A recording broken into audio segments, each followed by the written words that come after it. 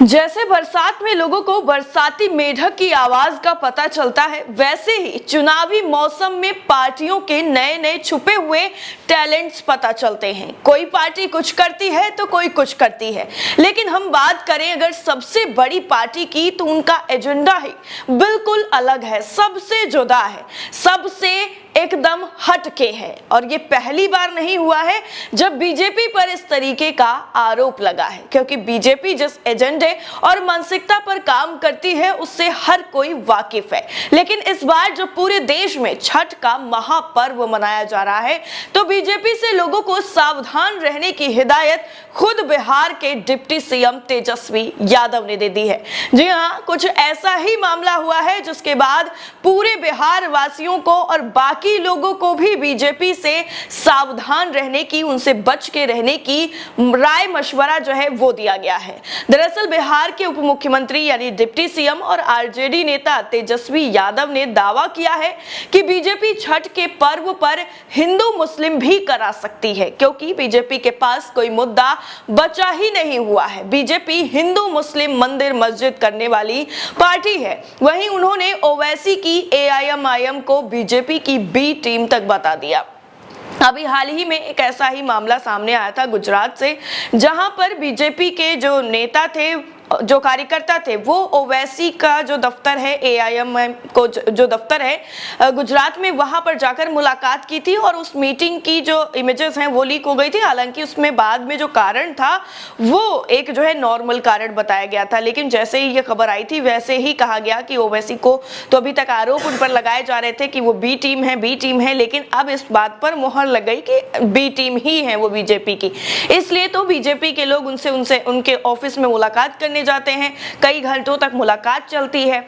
लेकिन अब जब दोबारा से तेजस्वी यादव की तरफ से भी बीजेपी की बी टीम बता दिया गया ओवैसी की पार्टी को, तो एक बार फिर से राजनीति में जो है हलचल बढ़ गई है। दरअसल उपचुनाव में प्रचार करने गोपालगंज जो है डिप्टी सीएम तेजस्वी यादव पहुंचे हुए थे और वहां पर उन्होंने कहा कि बिहार की जनता ने 17 साल बीजेपी को मौका दिया, हमें सिर्फ 3 साल का समय दीजिए। आरजेडी प्रत्याशी मोहन गुप्ता को भारी से भारी मतों से विजयी बनाइए। हम यहाँ 3 साल में मेडिकल कॉलेज बनाने का काम पूरा करेंगे और जो भी बचा हुआ काम है उसे भी पूरा करेंगे। इसके साथ ही तेजस्वी यादव ने बीजेपी पर निशाना साधते हुए कहा कि बीजेपी वाले लोगों से बच के रहिएगा, त्योहार का मौसम है, ये लोग गड़बड़ी में जो है कुछ भी फैला सकते हैं और अगर कुछ नहीं मिलेगा तो हिंदू मुस्लिम भी करा सकते हैं।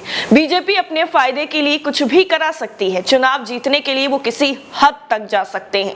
तेजस्वी ने गोपालगंज के लोगों से इमोशनल अपील भी की है। उन्होंने कहा गोपालगंज तो मेरा घर ही है, तो यहाँ के लिए काम क्यों नहीं करेंगे।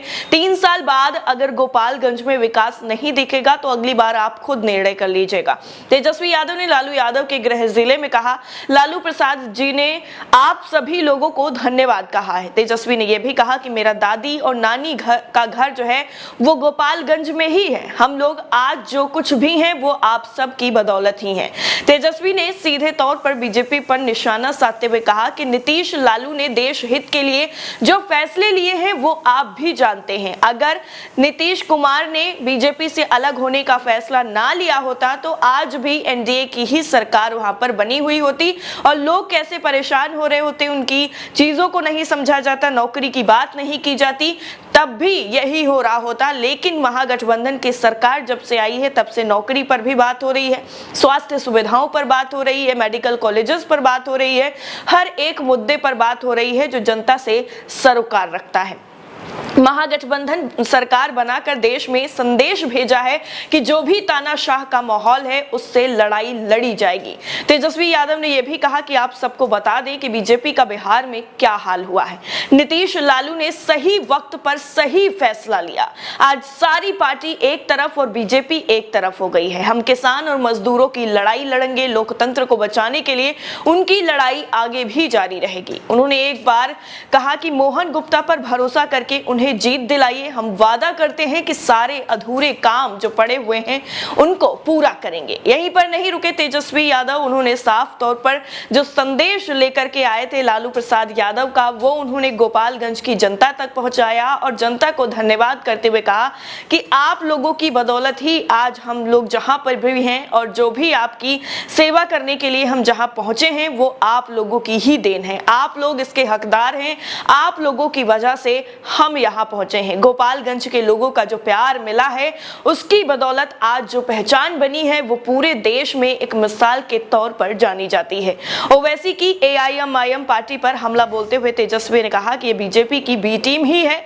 बीजेपी हिंदू मुस्लिम मंदिर मस्जिद करने वाली पार्टी है। याद इतने सालों तक बीजेपी ने राज किया है और क्या काम किया है वो आप लोगों के सामने है, वो बताने की जरूरत नहीं है। लेकिन इतने वक्त तक आपने अगर बीजेपी को मौका दिया है तो अब एक मौका हमें भी देकर देखिए और भारी से भारी मतों से जो प्रत्याशी हैं उनको जिताइए ताकि आप लोगों की समस्याओं का समाधान हो सके।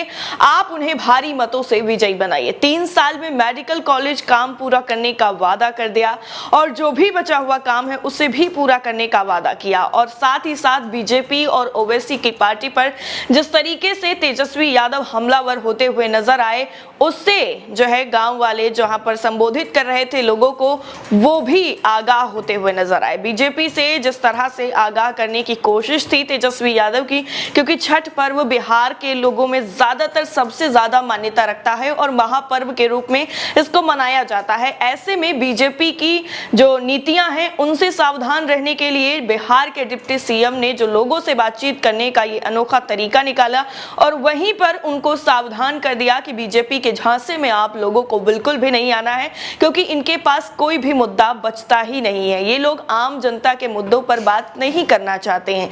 ये लोग महंगाई पर बात नहीं करेंगे, ये बेरोजगारी पर बात नहीं करेंगे, ये पेट्रोल डीजल की बढ़ती कीमतों पर बात नहीं करेंगे, ये नौकरी पर बात नहीं करेंगे। लेकिन अगर इस तरीके से ये मुद्दों पर बात नहीं करेंगे तो त्योहार का जो मौसम चल रहा है ऐसे में ये लोग हिंदू मुस्लिम कराने से भी पीछे नहीं हटेंगे। इस पूरी रिपोर्ट को लेकर तेजस्वी यादव के इस तरह से जनता से संबोधन पर आपकी राय क्या है, कमेंट करके जरूर बताइएगा। जय हिंद।